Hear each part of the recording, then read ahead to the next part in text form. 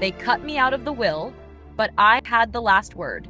My name is Samantha Hayes, and I learned the truth about my family the day my grandfather died. Until that moment, I truly believed we were close. Tight-knit, even. Sunday dinners at Grandpa Walter's farmhouse in Ashford, Virginia were tradition. We'd gather under the old oak tree in the backyard, eat fried chicken, drink sweet tea, and tell stories until the sun dipped below the hills. But beneath the laughter and smiles were decades of secrets I was never meant to discover. Growing up, I was always the helper. The one who did the dishes, swept the porch, walked Grandpa's dogs, and organized his mail. My cousins? They'd roll their eyes and call me the maid.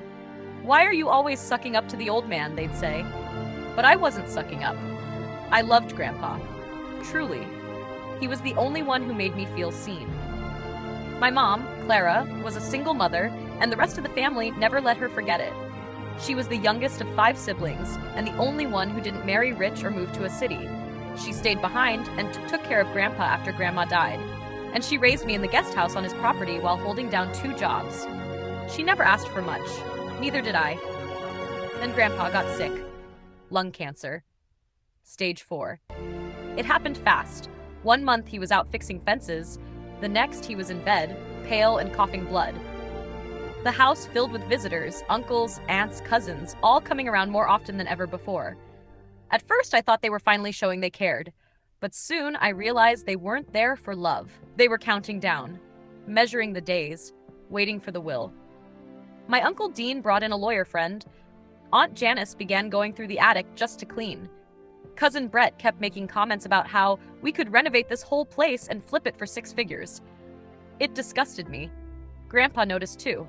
One night, I sat beside his bed reading to him, a habit we'd kept since I was little. He grabbed my wrist gently and said, "They're circling like vultures, Sammy." "Wench, but I've already made my decision." I asked, "What decision?"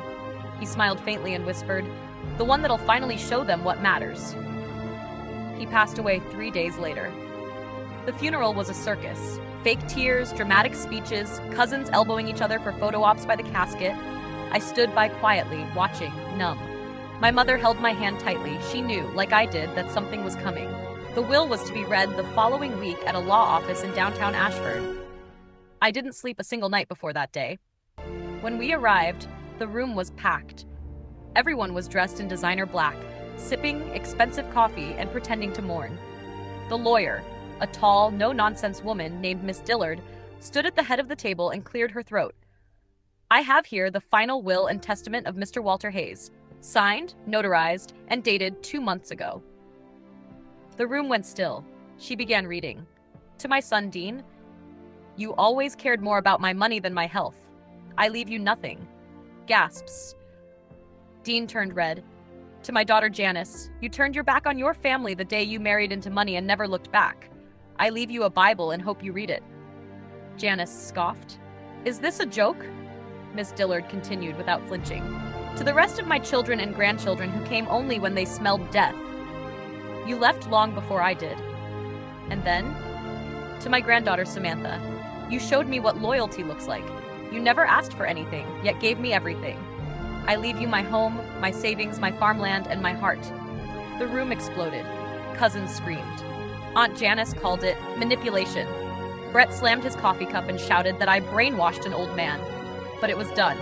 I had inherited everything. At first, I thought the worst was over. I was wrong. Within days, the phone calls began.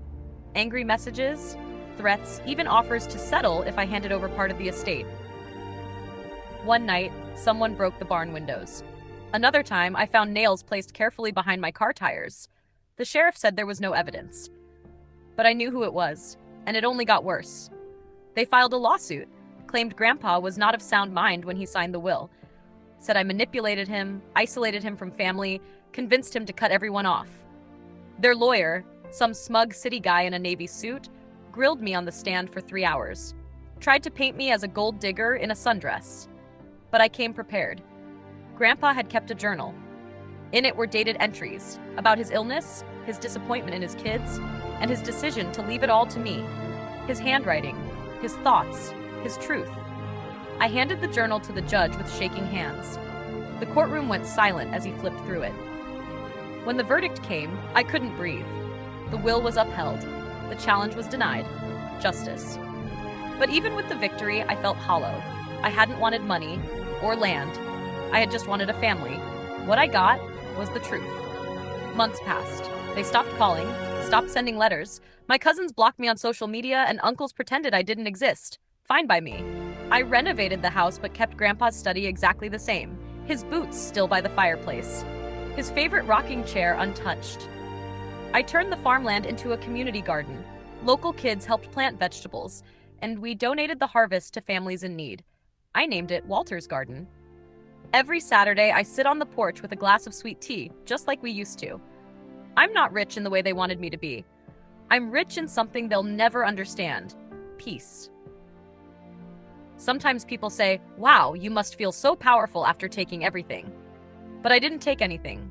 I was given love, loyalty, and trust, and I honored it. They had a chance to be part of his life.